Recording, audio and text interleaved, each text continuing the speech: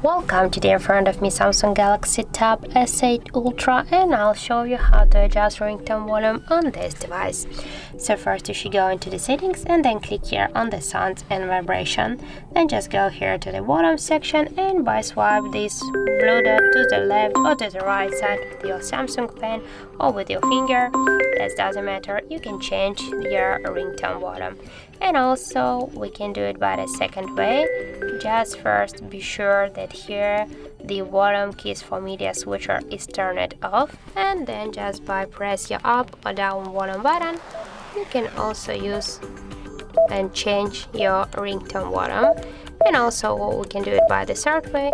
Just you should press your up or down volume button, and then with your finger or with the Samsung pen you can also change the ringtone volume on your Samsung Galaxy Tab. So that's it, that's how it looks. Thank you guys for watching, and if you find this video helpful, don't forget to leave a like, comment and to subscribe our channel.